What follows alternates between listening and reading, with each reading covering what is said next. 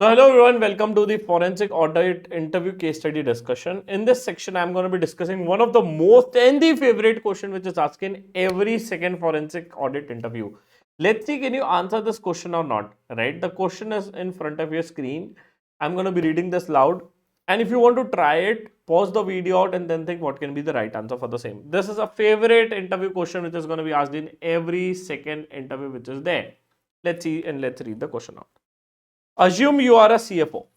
Assume you are a CFO of a company under a pressure to show improved profitability to attract investors. Now, everybody know it out when you are going to be into a valuation business or a startup world.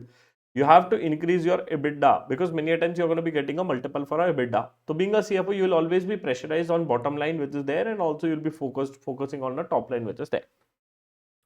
What accounting treatments or adjustments, whether legal or broad line, unethical, might be used to window dress? I have no meaning of window dress, right? Dressing it in such a way that the numbers look fancy.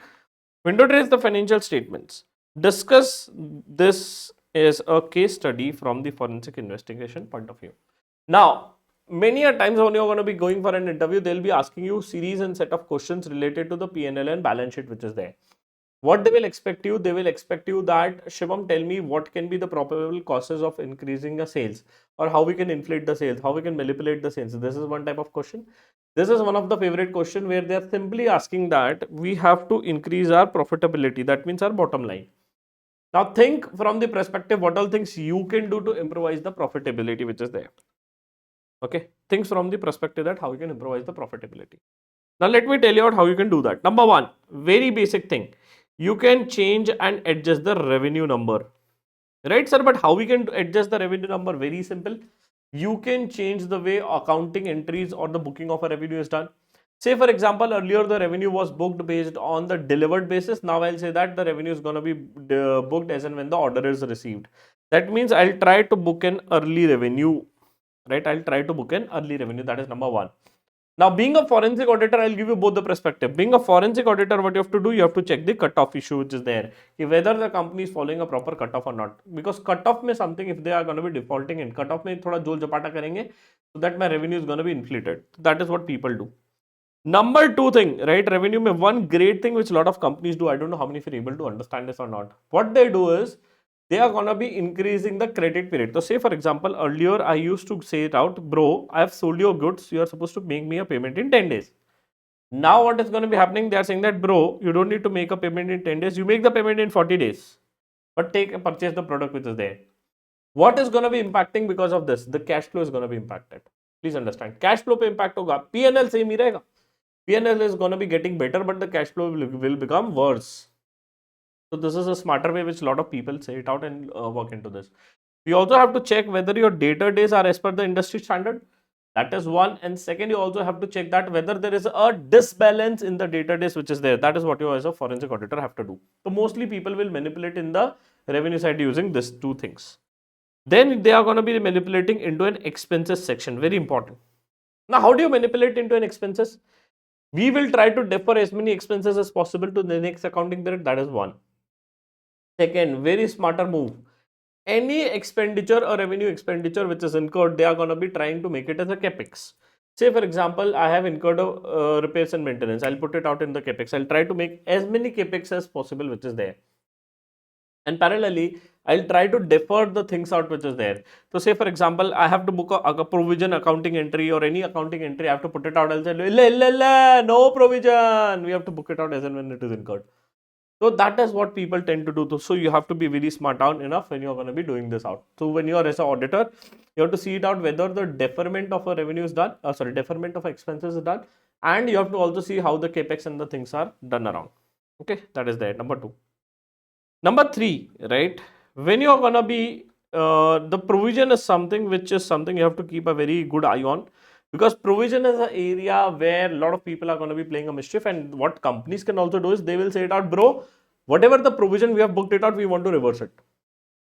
So इससे क्या होगा? The profitability will increase, the EBITDA will get increased. So provision is something which they can play for. Next, what they will incur is non-recurring gains. Say for example, what they will do, non-recurring gains, where the fourth is non-recurring gains. What they can do, any asset which is unused, say for example, sir, if you have unused car, unused machinery, they'll sell it, right? They'll sell it because the written down value must have been very low. Say for example, कोई asset का written down value books में is 10. I am going to be selling those goods at 40. Of course, my P&L is going to be getting better by 30. That is one way, right? तो कोई भी unused goods or the goods which are unused in the company which has goods which has lower written down value as per the market value, they are going to be selling those goods which is there. That is one. Second, they are also going to be trying to do some revaluation for some investments or things which are there so that their profitability can be better. Now again, your India's picture will come into place, but you will say that out. We'll reevaluate using P&L statements. That is there. Next, this is favorite. This is favorite. Related party transactions. Try to do as many related party transactions. Try to sell it out more than arm's length price which is there. Right? Sometimes you can do it out. थोड़ा बहुत हो जाता है. Which is there. Right? So you can just sell it out at some markup or some bit higher rate to a related party and try to inflate your profits. This is a area where you are going to be doing it. Now, being a forensic auditor, you have to keep an eye that related party transactions are done in a correct way. Now, sixth very good area where a lot of people manipulate is out is inventory. Now, you know what? Inventory is an area where you can change the entire game of things around. Let me give you an example. Do you remember this old trading P&L when you used to make it out?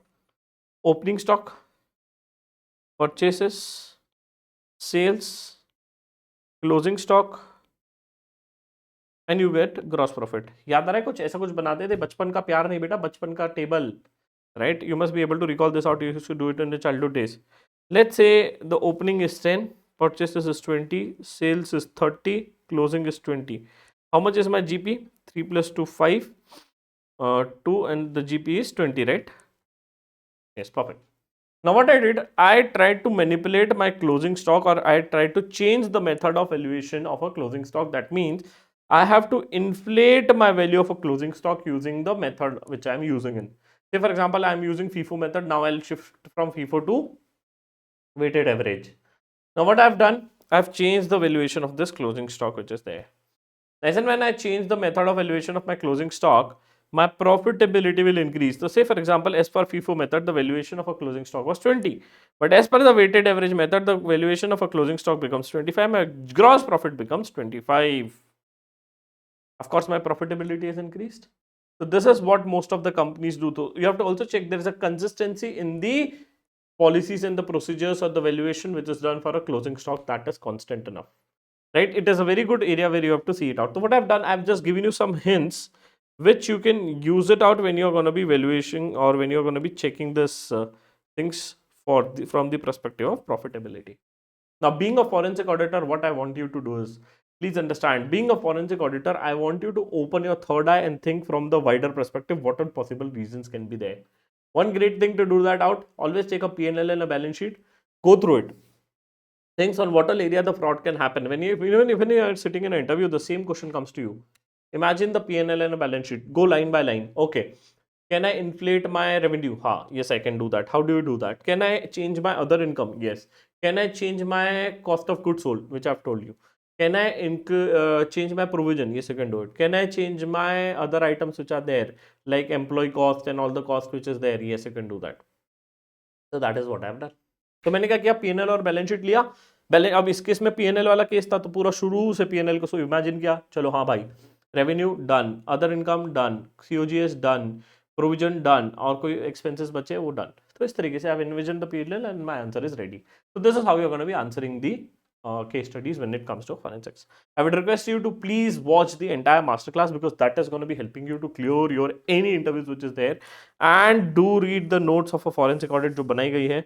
Right, whatever the notes we have prepared it out for you guys, you're going to be loving it. Trust me, बहुत शानदार notes बनाई गई है. So read it very thoroughly. We have lot of series of set of questions which are marked down here. बढ़िया से पढ़िए and you will be happy to read it out.